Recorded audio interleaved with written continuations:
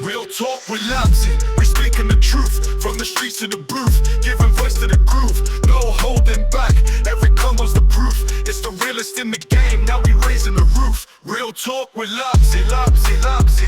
Real talk with Labzy, Labzy, Labzy. Real talk with Labzy, Labzy, Labzy.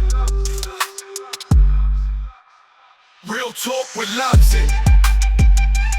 And I'm yours truly, the legend himself, Labzy, aka the best motherfucker you ever met in the history of your life, and I can prove it to you even though I shouldn't. The most loyal, the most honest, and the most respected. Now, first guest of June, we will be having two other guests that's going to be on the show as well. And obviously, if you obviously have to just keep up with all the updates and everything like that. And so, this artist is from Canada. He was born and raised in Canada, and now he's here in Melbourne. He's not just an artist; he's also an actor as well. We're getting into that too. And yeah, I mean, it's going to be a great conversation. So I've sent him the request now, just to get him in. But while we wait, I hope everyone's had a really good week so far, enjoying this long weekend. Especially everyone needs that long weekend. You know what I mean? All right. So my guest is here. He's going to put in that request there. Just want to see if that works. And we'll get the conversation started. Can you all hear me? Can you all hear me all right? Because obviously I'm connected to the other microphone as well.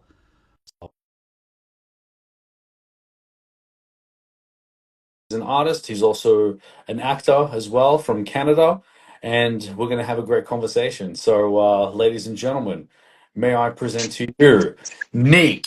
What's How are you, up? my friend?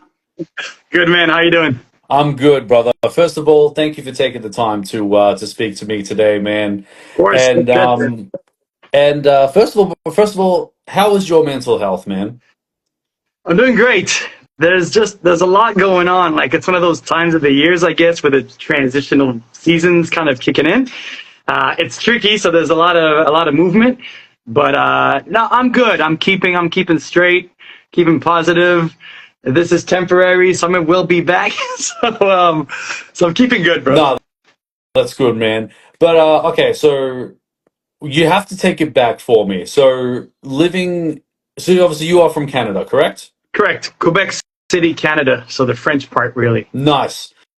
So tell me about making the move to Melbourne. What was it about Melbourne that you thought that you wanted to come here? Cool. Honestly, so I'm half Mauritian, and it's actually my mother who wanted to move to Melbourne to be closer to the Mauritian family. Being from Quebec, there's just not many Mauritians down there. So she kind of proposed the move, or the trial move, if anything. So I did that for a year, and I got to Melbourne, and it was nothing like what I expected. I was a bit ignorant, I'll be honest with you. Yeah. I thought there was actually kangaroos hopping around everywhere, and like all the cliches I thought were true. So I moved here, and just moving here and seeing the big city and all the movement there, I'm like, this feels good. This feels like home. So I gave it a shot, and fell in love with the city, really. Yeah, nice. Because yeah, I mean, look, a lot of people, especially in overseas, shout out to my American friends, all my peoples in the US. They basically thought the same way as you. They're like, oh man, there's kangaroos everywhere, and everyone's living in the bush or living in remote areas and stuff. Right. Look, there are kangaroos around. You just got to know where to look and what time to look, really. So it's one of those things. But yeah, no, and it's amazing how not many people expect how our city's just like everyone else's. Obviously we have a lifestyle. Even Melbourne's well known for the lifestyle as well. Sorry, nightlife, as well as what's it called? We're the biggest multicultural state, obviously in Australia as Right. well. So, and on that note, like when it comes to doing music, right? How did you feel like being from Canada? And obviously there's obviously a lot of artists from Canada, and they obviously come to the US for try to So look, obviously, some artists have different ambitions to their music. Obviously, Right. they want to make it big. Some of them want to obviously just want the money, and obviously, with the US is where it all is. And you being in Melbourne, a completely different world, completely different, obviously less population as well in the comparison to the Right. US. Was that kind of so? What was your goal with music here in Yeah. Melbourne? Music just so it's always been part of my life, especially the end of high school. It kind of kicked in really. And moving here, I was already sort of really hungry. Like as soon as I got here, I'm like, okay, seeing how big the city was, I'm like, okay, how far can we take this? There's stadiums here. It's crazy. All right, let's. There's shows in Brunswick. There's shows in Melbourne. There's shows in St. Kilda. It's like, Jesus, just the scene is everywhere. So right away, I'm like, okay, how can I tap into this thing? And I was really hungry at the time, young pup, just like, yeah, give me the food. I'm ready to go. So I just hustled right away, and I think just being Canadian gave me a little bit of an intrigue or edge or an authentic part of hip hop, rap, sort of 90s, 2000s. So I was given a lot of opportunities to perform sort of straight away in my first year. I got to do shows at Rod Laver Arena supporting, Ja Rule and all the big dudes that were coming around from the U.S. I'd do the support act. I did Bone Thugs and Harmony 4 times, all in the first chunk of my first times in Melbourne, Australia. So I think that's what kept me kind of going. Oh, it's working. So kind of keep pushing, and there's so many avenues, and then you meet all the artists and the whole scene, and everyone's sort of gelled up. So I fell in love with the scene itself and the people, and I could rap in English, not in French, which isn't really what I was doing back home. So I was like, oh, there's a bit of a language barrier back home, even though that's where I'm from. But I Yeah, wanted to of do my stuff course. in English. So right away, I'm like, oh, people are vibing with this. So that kind of projected Hmm. me sort of on the way. Yeah, no. So you know how to rap in French? Yeah, as well. I did a few tracks in Wow. French. If you dig a little bit, you can find some stuff. It's not Okay. my forte if you want to Yeah. go that way, but it Yeah. is my culture, so I try and incorporate a bit of all that. Yeah, yeah, of course. So tell me about just as you said, because obviously the language barrier when it comes to doing it in French as well as English, is it kind of a bit difficult? Because there's also a Iraqi rapper by the name of Arab, and shout out to Arab, he's doing an amazing job. And I asked him the question, like, is it hard to rap in the native language than it is in English? And he said, yeah, it's very hard because you have to try to make it make sense in the native Yeah. language and have to make it make sense in obviously in English. In the French case, is that the same? A little bit. Like the translations don't quite work the same. Like the blue car is the car blue. You have to flip stuff around a little bit in English and French, so then the rhymes don't match necessarily. So you got to be a bit more creative. And the way the French rap is a little bit different. They're very based on syllables. So Okay. sometimes the first part of the word of the two syllable word, let's say, is the first syllables that's where the game is. That's where the matching. So that's where you pay attention to that a little bit more than in English, where I thought was a lot more basic, if you want to say. Hmm. So it was kind of easier for me to do the transition from French to English. Even listening to French rap, your attention it's like listening to an Eminem verse. You're always attentive. There's always something going on. Where English was like, okay, the last word is kind of all it is. I'm like, oh, this is basic. Yeah. So it was fun it was fun and an easy transition if you want to go that way, because the complexity of the French rap, I think, is a little bit more complex. Would you still want to try doing like French rap just to sort of Hell yeah. have that on your on the thing, especially like now, because obviously you've performed everywhere. You've performed on basketball arenas. You've always did Rod Laver Arena as well. And would so you trying to do it like a French rap, even like even a short on your social media, like would that something that you'd want to give it a try as well? Yeah, yeah, definitely. I want to go back to that. And just like lately, I've tuned into my roots a lot more with my Afro releases, like C'est qui ça? Boom, that's a French title off the bat. Okay. And I've incorporated little French hooks or little French Hmm. choruses and little things like that throughout the song.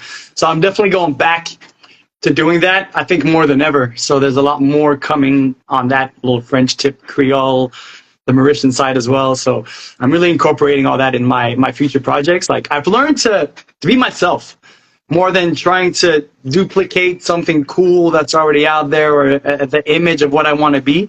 I let all that go, I think, about a year ago, and I'm just kind of, all right, these next projects are going to be very different because they're me.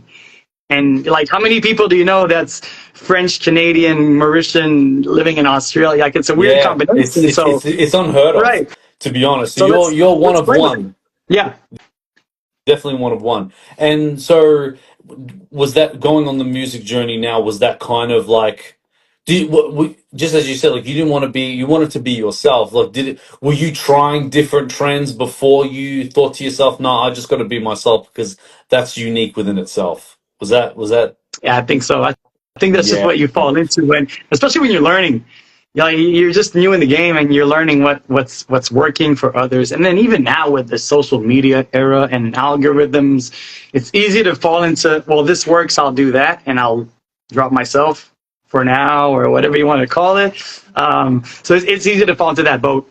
So I did definitely do that when I listened to my older tracks and talking about shooting people and like, don't fuck with me, blah, blah, blah. I was like, what am I talking about, man? That's not me at all. Like I look back and I was like, yeah, okay, it was time to move on and I mean, it's still like that was the gangster rap era. So that's all we heard, where now there's a lot more variety. It's easier to dig for artists and find what you like and go with that sort of thing before you're kind of stuck with what's on TV, what's on radio and, you know, yeah, absolutely. So when did you actually come to Melbourne first? 2002. 2002. Okay. Yeah. So that would have been probably around where even in Australia, like we wouldn't, like we were only fed what Foxtel was giving us with MTV.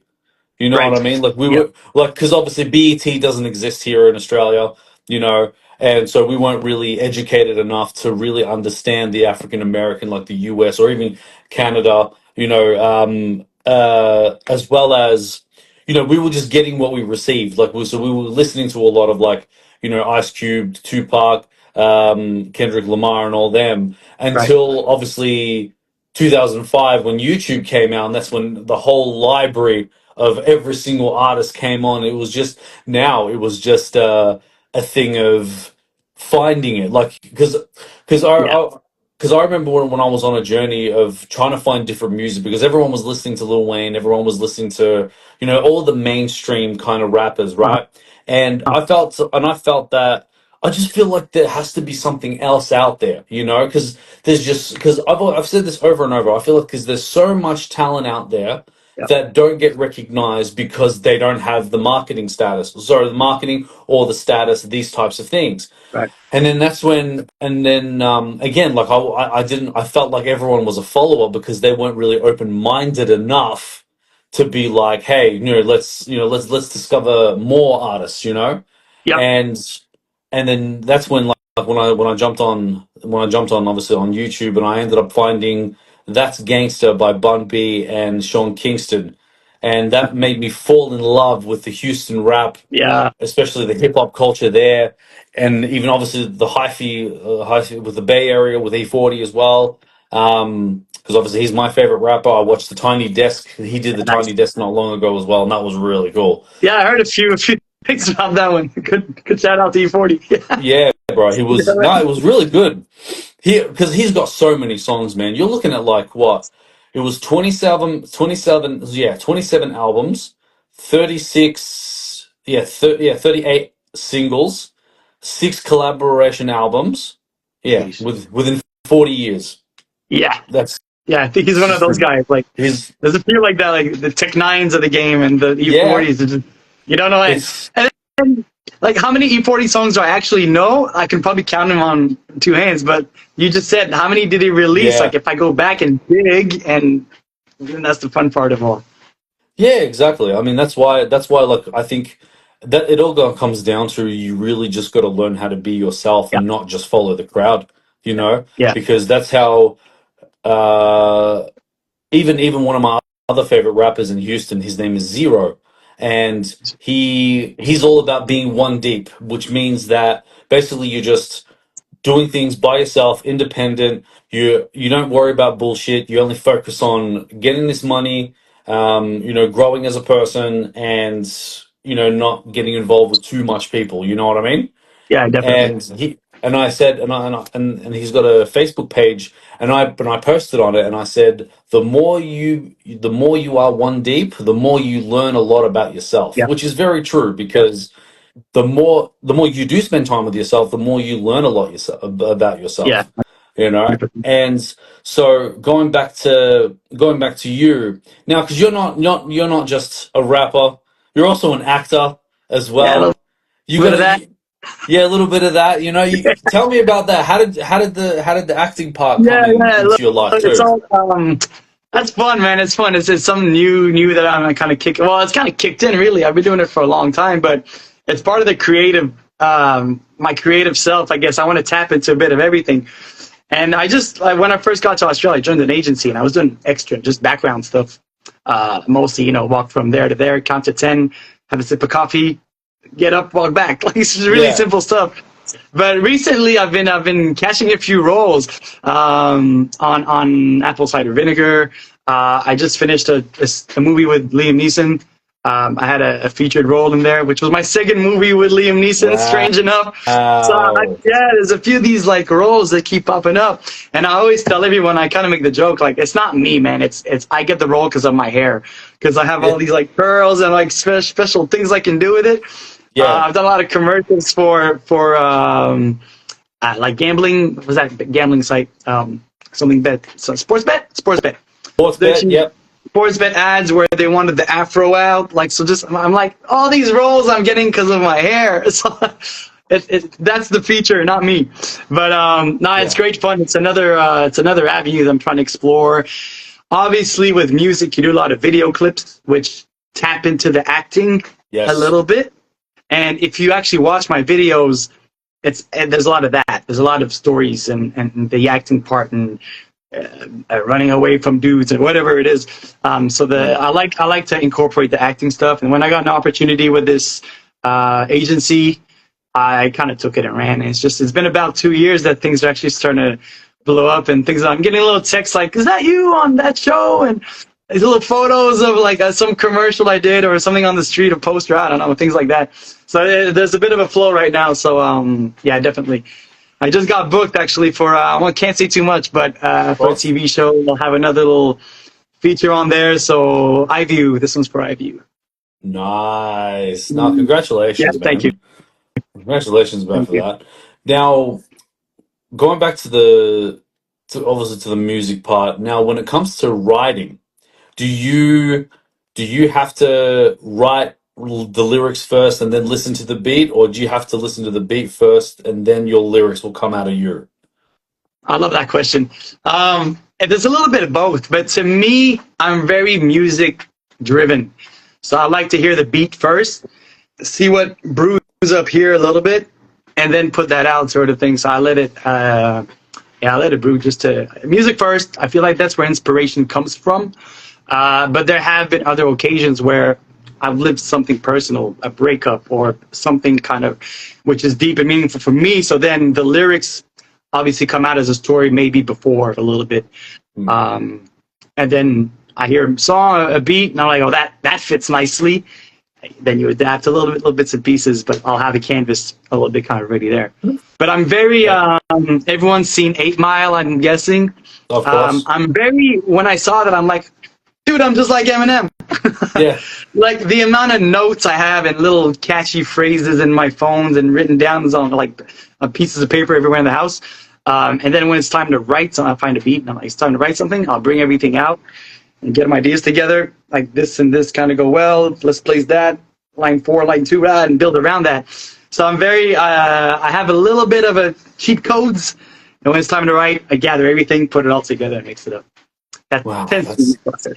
that's always been fascinating for me, especially like from an artist perspective as well, because it just feels like music is always talking to you or trying to communicate with you in different avenues in different ways. Do you kind of feel it's kind of like that? Yeah, definitely. You're stealing the mouth. I was stealing the words out of my mouth. I was thinking the Yeah. same thing. One of my friends once told me, want to make it, if you really want to make it, and I was 17 at the time, you always have to be thinking hip hop. No matter where you go, or no matter what you see, think hip hop. So if you're on a bus and you're looking out the window, you're seeing things, just keep that in mind for your next song. Or always think, well, you see a billboard, oh, I can be on that billboard. How much does that cost? You always think, how can I kind of further myself, but always in that hip hop avenue. So it's definitely always around me, and that's where I'll see even somebody, it's just a word on a billboard. I'm like, that's a cool word. I'll note it down. Because I was thinking, yeah, my future self is gonna want that one, and I'm gonna forget it, note it down something. And that's right. Okay, so it's basically everywhere you go, everywhere you look. Say if you're looking at something, there's always inspiration somewhere. Whether somewhere. just as you said, there could be a kid playing soccer outside, people playing Right. basketball, and then someone gets a three or something like that. That is it. Just these little These tiny little things. things. Little things I love when you're walking down the street and two people are walking the opposite direction, and you just catch that one weird line, like in their conversation. You're like, what was that about? But Yeah. hey, that sounded like a title, like a song title. Like it sounded good to my ear, so everything's musical. Yeah. So I'll note that down. I'll to the point where like I'll shut my fridge door on beats. Like everything is music to me. Everything is always relating to that. Everywhere I see, everywhere I go, everything I hear. Wow. But that was Okay. planted. There's a seed planted by a friend a while ago, and Yeah. it just stuck with me. Yeah. Oh wow. Yeah. So when it comes to beats, though, like how, like for example, your song "Bonsai," right? Yep. How did you find the perfect beat to that? Like how the beat of that, because it does have like the drill kind of sound, and obviously everyone's jumping onto the drill kind of movement as well. How how did you work with it? Because a lot of people Yeah. are like, no, they can't do it because I don't know, just it's maybe it's either it's not them or they feel like their rap style doesn't really match it. How did you find the match to Bonsai beat to your lyrics? It does fit pretty well. That's a catchy. It does, That's the yeah. catchy one.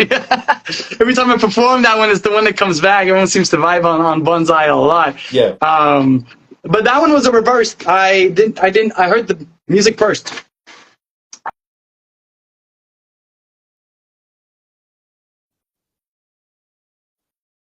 for 4 or 5 minutes. First thing that came was that the Bonsai, da da da da, Bonsai. So just the melody kind of came first, and I put the words to it. I just thought the guitar had a plant feel or some sort of like sort of thing. It's very organic, so I'm like, I'm gonna go with that. And I've loved the Karate Kid movie as a kid sort of thing my whole life, and then the timing of things just made everything work out. But that one was the music first, and I built around it, got the concept. Mr. Miyagi is probably my favorite move. Him and Rocky. Oh, it's Of a tight course. battle. Yeah. Rocky, so that's been my favorite character. So I'm like, why not put him in a song? Everyone knows Mr. Miyagi, and Of course. the catchiness just kind of happened organically. Just vibing, you drink a beer or two, you're vibing in the studio, the music's loud, things just the mumbling starts happening, and that's where the song gets created. That's kind of the way that one happened. Nice. No, I love that because again, it just I feel like you have found a way to just make it work organically. You Yeah, know what I mean? And yeah, that's something and then it goes back to what you were saying. Like a lot of people are vibing and wanting to hear that all the time, but then it shows that you found the organic way to make it work. yeah. Really, Don't push because with it. yeah, Don't well, push it. There's some days, nothing. Some weeks, nothing come out. Like this is zero. mm, I'm not gonna try and sit down and write a song that week. I'm gonna let that go. I'm gonna go and live life instead and let it happen by itself a lot more. And just real quick on Bonsai, it's crazy how, like I was saying, things just work out. There's a new Karate Kid movie releasing soon. So again, there's gonna be another little revive of the okay, song. I'll have to re-promote okay. it. It just makes sense, right? No, I like that, bro. Can't wait for that. Yep, yep. Now, let's talk studio creation when it comes to like, because you do have a lot of artists that believe that being on a substance, whether it's them being on alcohol or being on drugs and stuff like that, because there's some artists believe that when you are like on weed or high or something, your creativity just starts to let go, especially when you're in the studio. And there are some artists that believe that you can be creative 100% sober. Now, in your case, have you tried both, or do you prefer being sober, or do you prefer being on a substance? Like, speak on Yeah, that. right. Okay, first of all, who's watching this? I'm playing. Now you're good. Look, to me, it goes both ways. I've created a lot. I'd say almost 70% of my stuff sober. I think better sober. That's all it is. Things just they make sense later more Yeah. than on the spot. Yeah. Um, Drinking works well. It hypes me up more than anything. So a few beers maybe during a session, things like that. But I lock in. Like literally, I'll crack a beer open. I'm like, I'm vibing. Let's do this. Or I've been cracking a few beers before, and now I'm vibing. So I crack another one and start writing. The beer goes down, but I lock in, and I'm kind of focused on all the writing parts. So I stop drinking anyway. When it's like it's one or the other. I'm on my music mode now, so I tune off the rest.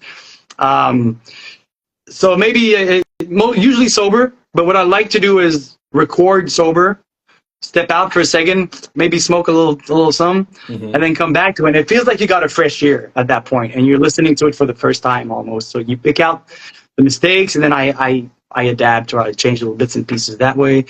The thing with weed, bro, is it goes one way or another. It's either going to really inspire me on 100%, 200% level, or it's going to dumb me down, and I rather just sit in the couch, watch basketball or something like that, right? Yeah. So it's a risk. It's a risk. I don't like taking gambles too much. I rather just. I know it works for me sober, so why change it? And I think it's a mistake you do. It's like performing when you're younger.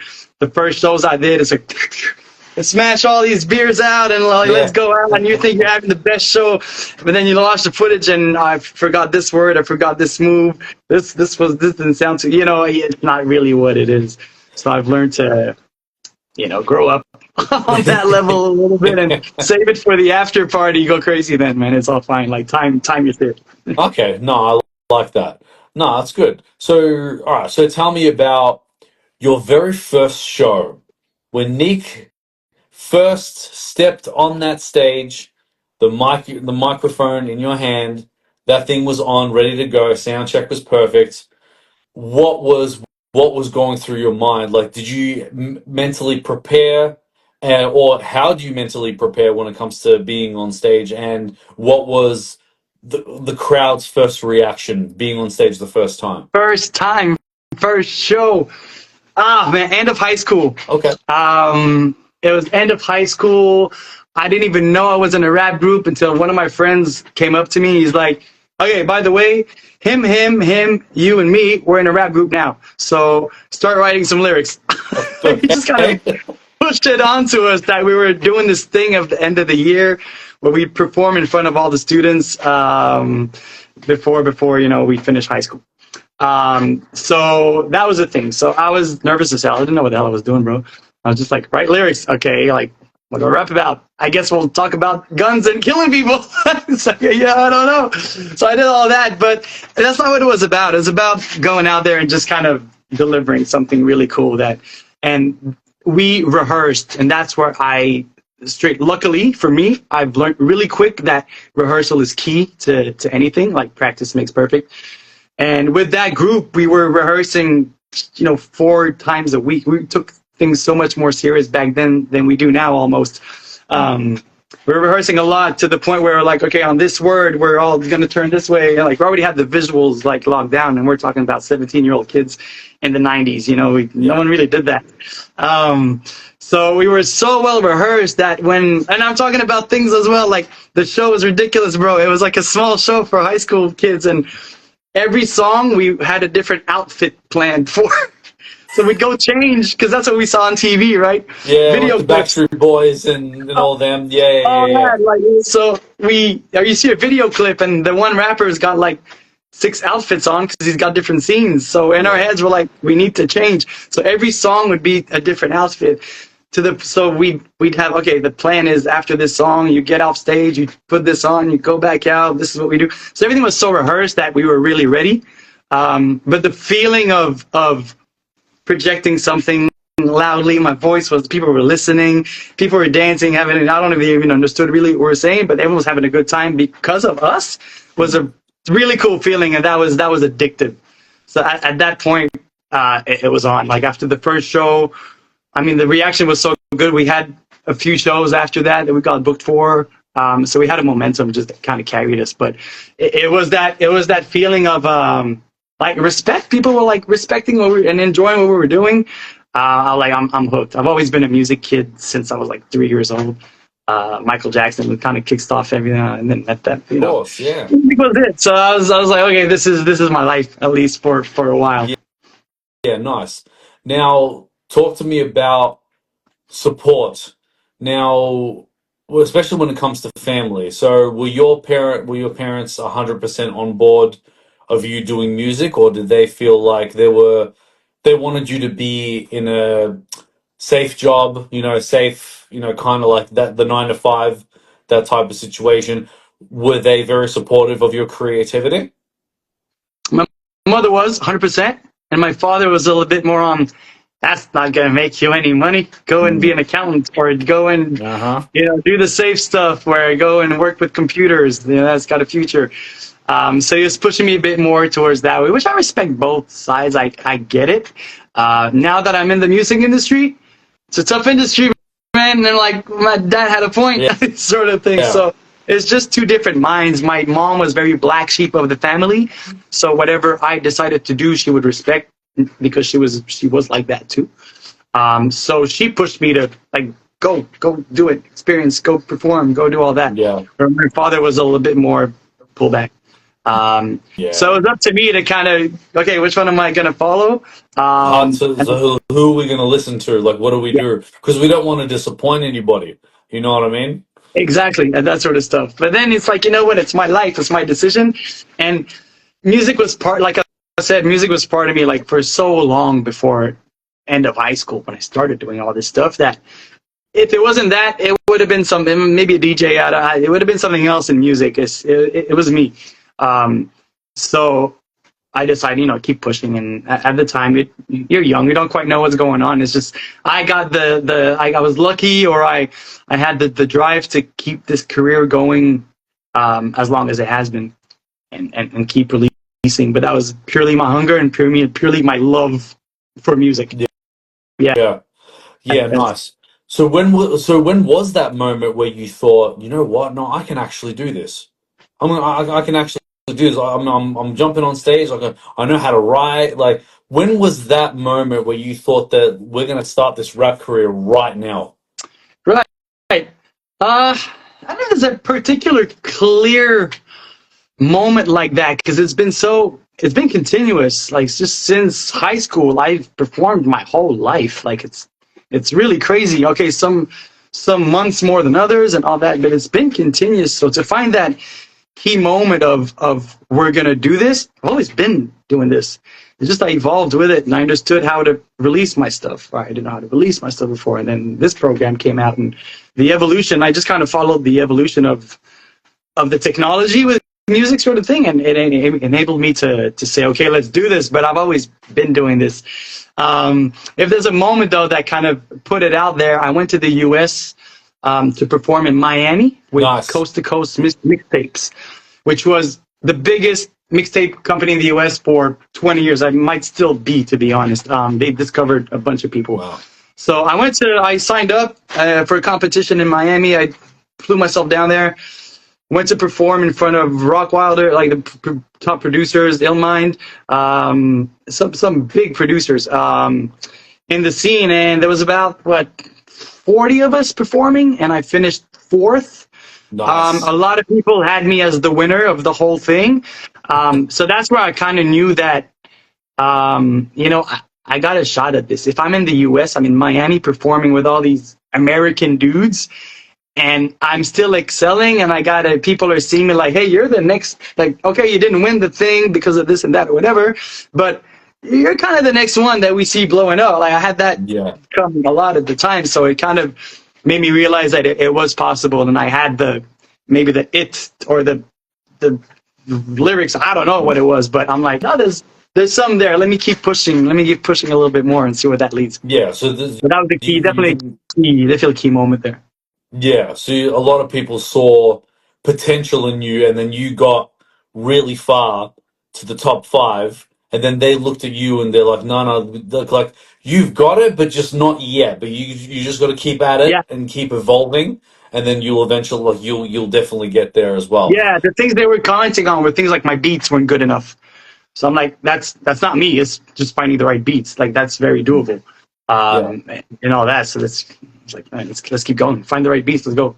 Yeah. Do you produce yourself as well? I do. I produced. I used to produce a lot more of my own stuff. I'd say it's kind of a 50-50 mix right now. My album Bars is very me. My latest releases have been collaborations with other producers, which honestly I kind of enjoy both. I've started as a producer before I was a rapper. Nice. So that's always been like my main focus was producing. The creativity behind producing a beat is the feeling you get is really good. Behind that part for me anyway. So I've always been a producer, but I enjoy working. Like I don't get sick of the song when someone else produce it. Okay. Compared to when I do it, you produce the song, you write on the song, you record it, you mix it.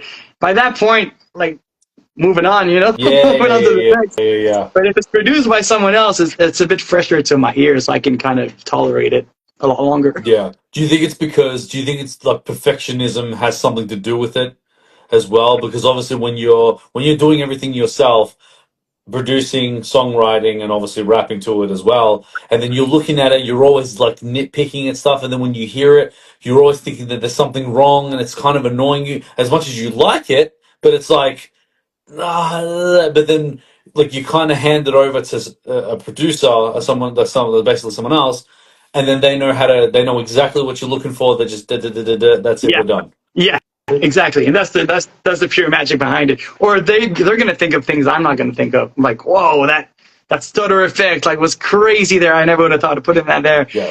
And again, that's why the song becomes fun again for me, and I want to promote it more and things like that because it's so fresh for me. So Nice. that's definitely the part that with other producers, yeah. Okay, so what makes a great producer in your opinion? Ooh, you know what? Right now, there's so many good producers, like awesome, great producers. There's a lot. So I'm looking for someone that's gonna do a sound that I haven't really heard. Like when the beat starts, like, oh, where's this going? Or like it makes me question it a little bit. Or give me something new. Don't give me a copy of the 50 Cent beat or like this. It's there's a lot of great ones. So like everyone's good. Everyone's great. I want different. Like I think that's the element where you can really create something as a producer, not just Dr. Dre, don't yeah, cool. Yeah, yeah, yeah, yeah, yeah. Sure, I can do that.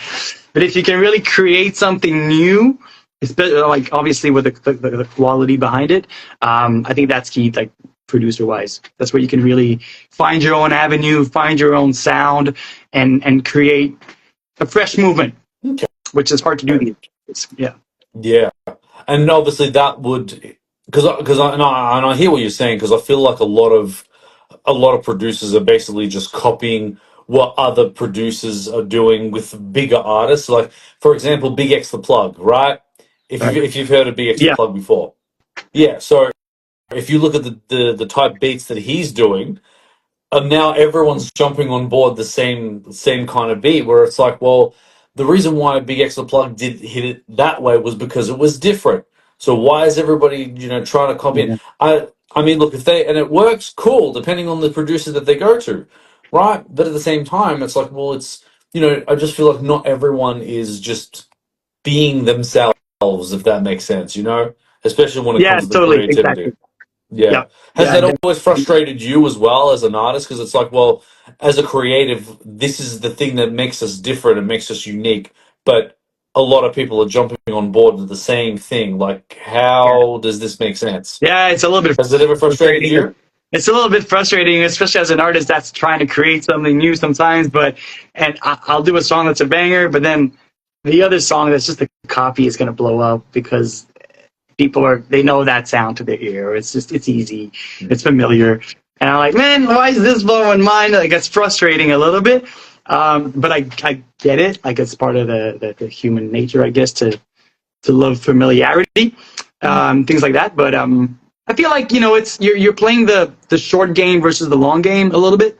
You'll have that short success right now, but if you really want to create something that's going to last and really create an impact, that's where being different will kind of work in your favor a lot more. So Yeah, I'm like, you know what? exactly. Let these copycats do their thing for a while. They can blow up right now. I'm playing in the background. I'm coming. I'll have my time. It's all right. Yeah, and plus, well, this is the thing. What also people need to understand as well. It's like the more you're following trends, the more you're not going to last long. Right. You know what I mean? Yeah. It's that simple because again, when you're doing something different, that belongs to you. So your sound, that the way you do your raps and your songs and your produce, that's yours. Like that's now no one can duplicate, which means that that's forever now, right? Instead of a trend, Yeah. because trends they come and go, That's it. where uniqueness stays forever. Yeah. Well said. You know, Well said. it's and that's what people fail to understand because there's so many producers where they used to be like the number one producer right now, and then probably like what 5-10 years that most likely they've forgotten. Yeah. Exactly. Was he? It's Yeah. like, Right on. and mind you, in the music world, 5-10 years is not that long. It's No. not. Nah.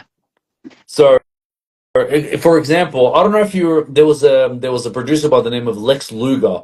So he was a very big producer at the time during the 2010s. Mm-hmm. This was when uh Rick Ross. there That's what was I. he Right.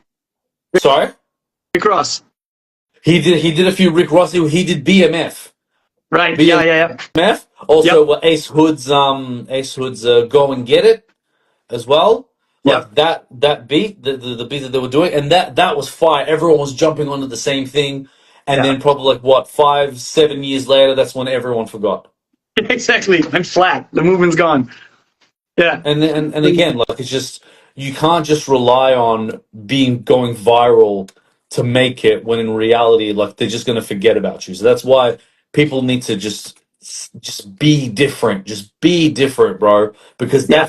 that defines you on who you are, not just as an artist, but as a person. Yeah. Exactly. Finding your style, like I was talking about my hair earlier. That's why I'm getting my roles. Yo, it's because my hair is different. Like, it's just be different. Be you. I don't try to be different either. Be you. Yeah, Be different. Create your thing. I think there's just there's longevity in that sort of route for sure. yeah, I think about absolutely. like Timberland. Timberland created his own sound way back there.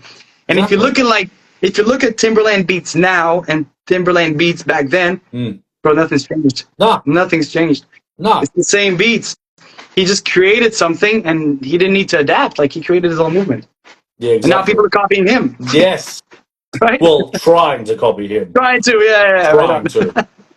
Oh, it's Yeah. ridiculous. So, all right. Well, let's move music just aside for the moment. I want to talk about how does Nick center himself from all the noise? Like, do you ever have days where you kind of like need to step back from the music just to sort of center yourself? Get away from the noise a little bit, just to spend time with yourself. Like, what routines do you do to kind of center yourself back into reality?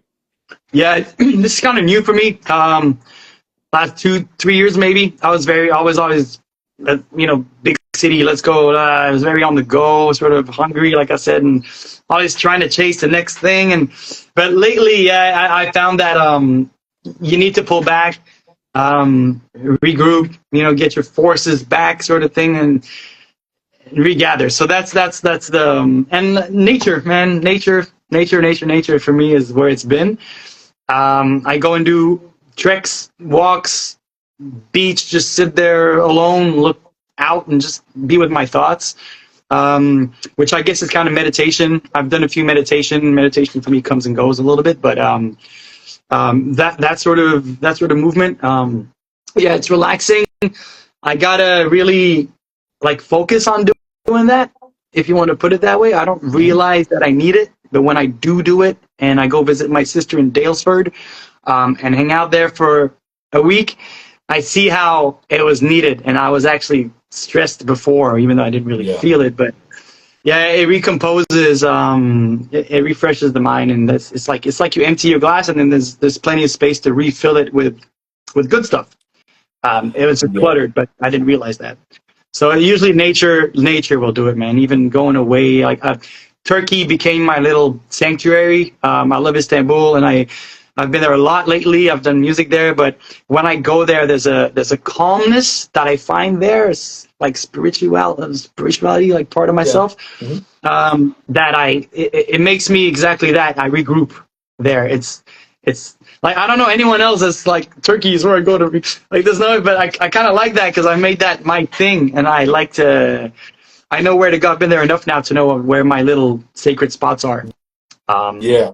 so to go Well, again, like it doesn't have to make sense to anyone else. It no, only has to make sense to you, you know. yep, And especially when it comes to you know centering yourself, especially with spirituality and stuff, it is very important to be honest because you really need to reconnect with yourself and really just spiritually recharge because I tell this to people all the time. I said, you got to have that time to yourself. I will never, ever, ever, ever, ever believe this whole dumb shit of, oh, no, we don't sleep here. You know, we were always in the studio 24/7. There's not, but bullshit. I'm sorry. You no, because I feel that when you're working way too much and then it's just your brain will just burn out like even if you're working a job, like I used to work at a car rental company, and I used to work probably like what 2 weeks in a row without a day off, and even as I kept doing that, even when had the weekends off, it just still wasn't yeah, enough. It was just we I needed feel it. that mental like recharge, and so now like I go same thing with you. Like I go for walks, I'm around nature all the time. You know, I love watching sunsets at the beach. You know, Yep, just to sort of center myself and stuff like that and it's such a great energy booster as well as spiritual boost if that makes sense. yeah, no, yeah, Yeah, definitely. Yeah, I get what you're saying, and I think it's the important part is to do it alone. Some people like you go do that with friends. it's not the You're same. still exterior where you're not within yourself interior and like really Mm, recomposing. You're still paying attention to stuff that isn't like where you want to be. yeah, Sort of thing. I it's not think giving you that focus, it's not yeah, giving you that focus on yourself. yeah, you really have to be alone. And even if there's a group of people, try and like isolate yourself from that group of Yeah, strangers that's partying over there doing their thing. Go to the other side and really try and really be alone with nature. yeah, you have to, you know, because even generally I have my headphones wherever I walk or whatever, but when I'm with nature I'm like nah, I have my headphones off and just let me absorb nature, let me absorb the trees, let me the sound of the birds, sound of the trees, you know, Yeah, all of that, you know, yeah, that that's that's my definition of nature's call, you know. right. Yeah, So and the beauty is, I feel like it almost became, I won't say trendy, but people are clicking to that a lot more than 10, 20 years ago. oh That wasn't yeah, even a mind frame to think I need to sit there. yeah, Sit there and yeah, look like nothing yeah. else. That wasn't like you're wasting your time. It's like, no, I'm actually rebuilding myself, which is really important for my future self if I want to really, be productive later. So Yes. it's all part of being productive is to do nothing sometimes, you know what I mean? Which is strange to say. And I'm very happy you said that as well. But people are starting to actually wake up and really just do these types of rituals because again we were obviously born in a world where you know you work until you die. You know you're basically you know the government's bitch basically. You know, Yeah. Yeah. and it's just like people are now starting to really wake up where you know we have to learn to be more open-minded when basically if we're spending time with ourselves we really just need to be just with ourselves and you know not really giving sometimes not giving a shit about the world is necessary. Right. It really is, Mhm. you know, and because again like you know the world can be such can be corrupt. Look, let's be honest, the world is a corrupt place right now. It really has, and it's been for a very long time. So I've always told people, look, you have to do your best to create a better world for yourself, Yeah. I'm with you you. know, and then Yep. be an example on there are still good people in the world. Yeah. which is I try to do. I've learned the hard way. You can't be the best person because that's impossible. So Hmm. you just got to be yourself, and Yeah. then whatever happens, happens. Yeah. Exactly. Yeah, It's that basic. Man. Treat people the way you want to be treated. At the end of the day, it's kind yeah, of all it is. Let's yeah. think. You know, do Exactly, what you and can, give it your also best, and understand, yeah, and also understand that karma really exists. And once you understand how karma works, just you don't need to fight back whatsoever. Let karma do its yeah, job, and then we'll be sweet. exactly. Bro, I'm Oh talking to man, like that's the thing. I like you're saying like it's an awakening because I'm talking to kids that are 15 years old sometimes, and that's what's coming out of them. Or like I think really? of when I was 15 years old and like those sort of ages, like under 18, that was not close to my like. I'm just We won't even again, what's think. next? What's next? What's next? It's not. But they've clicked already. They've seen like the documentaries on TV now that Wow, the woke wow. stuff, that's and they're catching on. So I'm like, there's hope. I love Wow. it.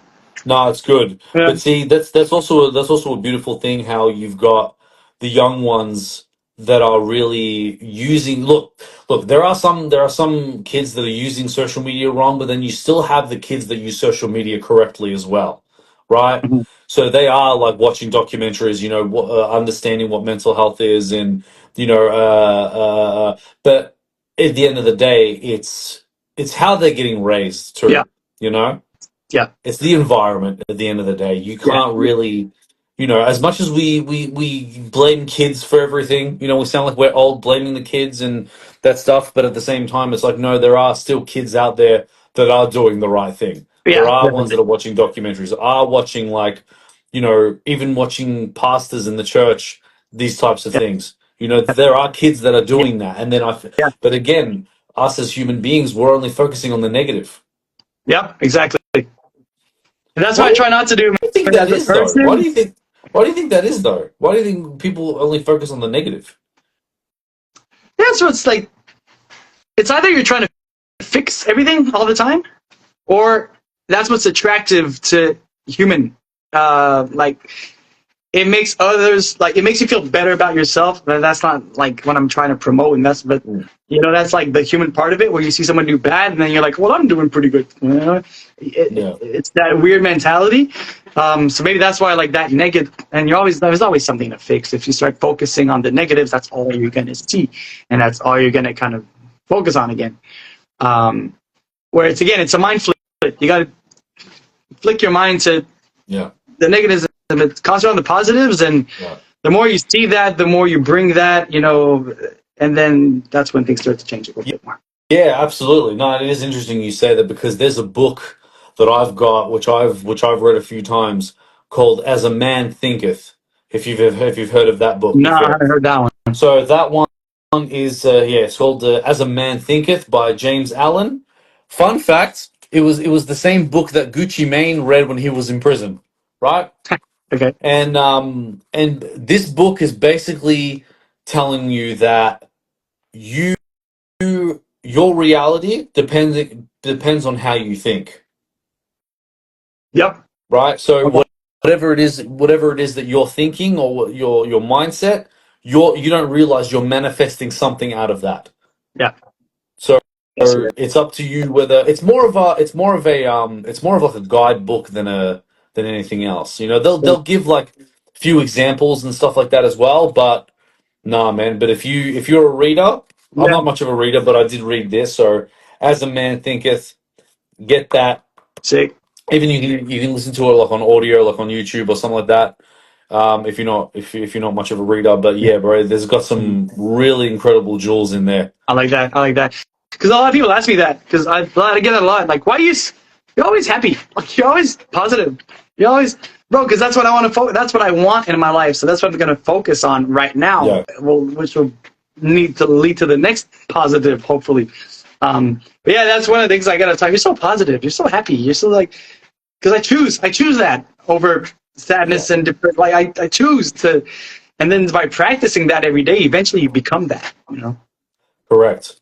Yeah, correct. Yeah, absolutely. Yeah. I've yeah, even with me, like people that get to know me and stuff like that, they're like, "Oh man, we love your energy. It's so positive." Even my American friends, they love how like energetic I am, as well as you know how positive, and you know they just love that energy, you know. Yeah. And what people don't realize is that when you're around those types of people, you're going to be like that too. So you are who you hang out Right. with. So you have to make sure that you're around people that are positive, are energetic, are motivating, are on the ambitious side as well. Because if you're hanging out with people that are just smoking weed and just chilling all the time, you're going to be exactly like them. Yeah. Because you know, Products of your environment at the end of the day, right? That's kind of what correct. happens. So be careful of that circle. Yeah, exactly. It's crazy. Yeah. Oh, but Nick, I that's it from me. Is there anything you wanted to ask me, or anything you wanted to talk about, or anything like that? No, I mean I see you everywhere I go, so I was gonna chat again at the next show. But I'm sure this is gonna happen. But for me, it's more just like promoting. Like, just I got a lot of projects coming out. My new album, the Down Low En Bas, is like my newest project, but I'm super proud of. It's very me. It's very culture, 3 languages, all that jazz. So yeah, just check out that one, and then look forward to the next stuff coming out, because it's some little gems coming up, guys. No, I love it, man.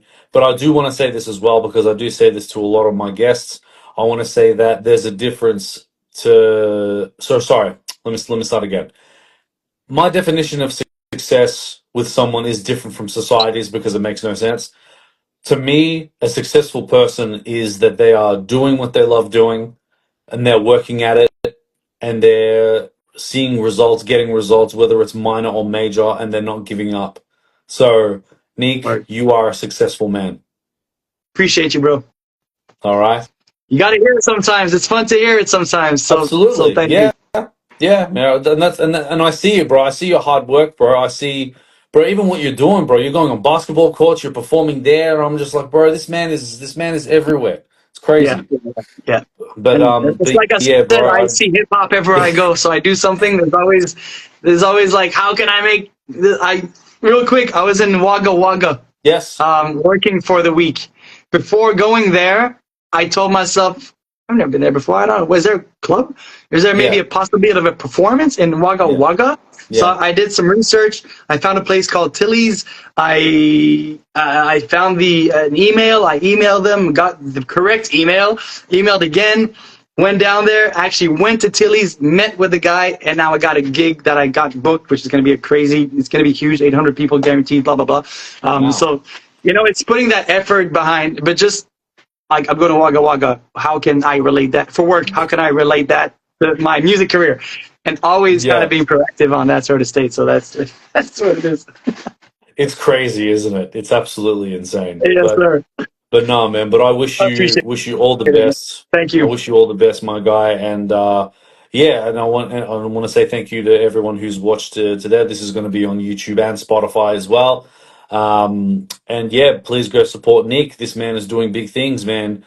And we're really appreciating all the people that are doing hip hop that have come from overseas. We're really appreciating people like Nick as well. So please go support him. Please just keep watch on him, man. This man is awesome. There's always big smiles every time I see this man. So, Yes, sir. but see that one, that's the one I'm talking about. But yeah, well, Nick, thank you so much. Did Appreciate you you. have fun? Definitely. We'll do it again. Thanks for Absolutely, having me, absolutely, man. man.